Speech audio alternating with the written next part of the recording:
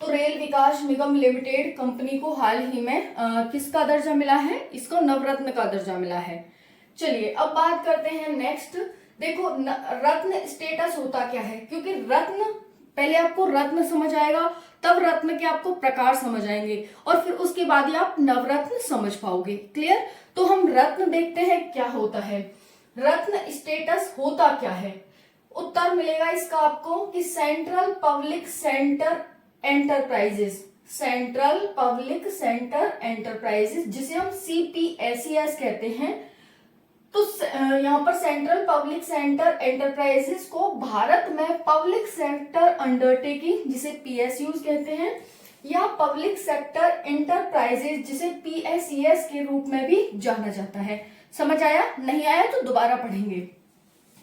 उत्तर क्या मिला हमें? हमने कहा कि रत्न स्टेटस होता क्या है। किसी ने हमसे पूछा, जब हम ऑटो में जा रहे होते हैं, मेट्रो में जा रहे होते हैं, बस में जा रहे होते हैं और कोई हमारी बगल में पढ़ा लिखा इंसान बैठा होता है, पढ़ा लिखा, तो पूछ लेता है कि भाई बेटा किसकी पढ़ाई कर रहे हो, बेटी किसकी पढ़ाई कर रहे हो? अच्छा ठीक है।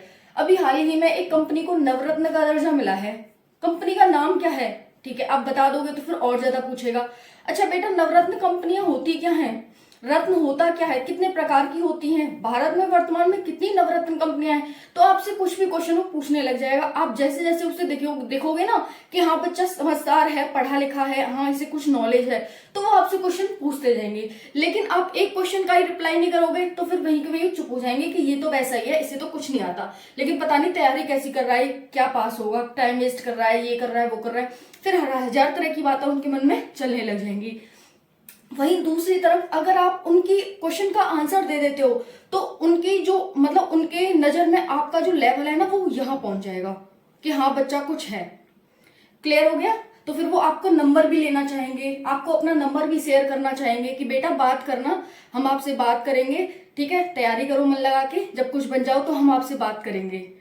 ठीक है, ये सब तो फ्रेंड्स वही है।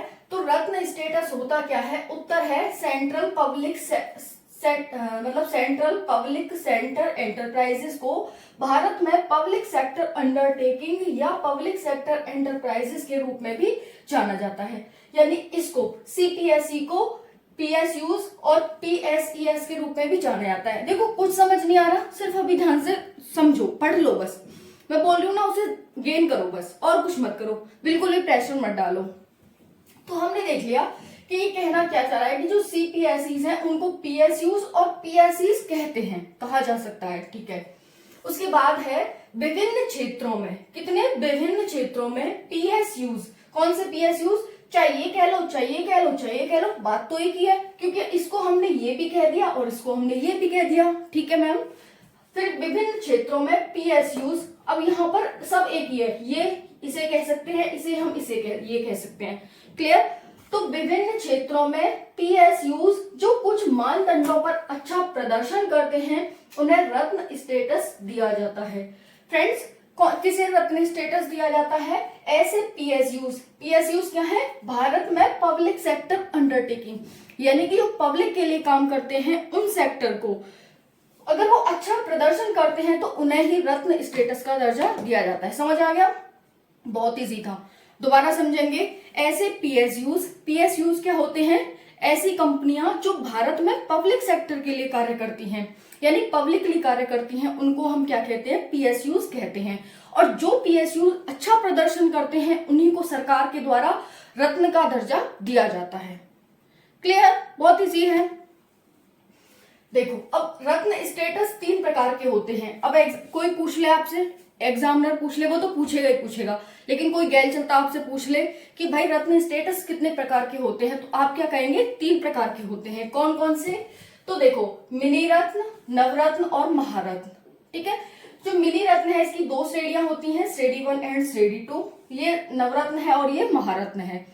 तो सबसे छोटी मिनी रत्न होती है, यानी कोई भी कंपनी अच्छा कार्य करती है, मतलब पब्लिक के लिए अच्छा कार्य कर रही है कोई भी कंपनी, जरूरी नहीं है कि मतलब वो कुछ बड़ाई करे, लेकिन अच्छा कार्य करे, जनता को कुछ अच्छा दे रही है, तो उसको क्या करेगी सरकार, उसे मिनी रत्न का दर्जा दे देगी। लेकिन फिर वो मिनी रत्न से उसकी जो टर्नओवर है वो बड़ा हो जाएगा, वो लाभ ज्यादा कमाने लगेगी, तो फिर सरकार उसे नवरत्न का दर्जा दे देगी, और फिर वो और बड़ी हो जाएगी और लाभ कमाने लगेगी, उसका लॉस बिल्कुल नहीं होगा, सिर्फ प्रॉफिट होगा, तो फिर उससे बढ़ा करके उसे महारत्न का दर्जा दे दिया जाता है। क्लियर हो गया?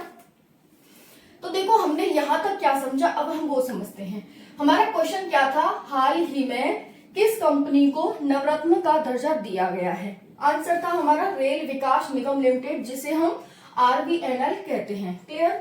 उसके बाद हमने देखा रत्न स्टेटस होता क्या है। मैंने क्या कहा था फ्रेंड्स, आपको पहले रत्न समझना है कि रत्न है क्या।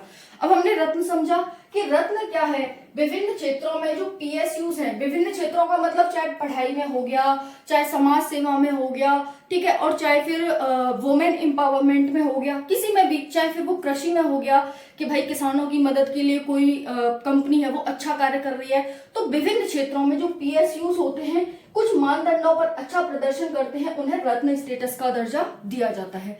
अब रत्न समझ आया आपको? रत्न 3 प्रकार के होते हैं, मिनी रत्न, नवरत्न और महारत्न। क्लियर?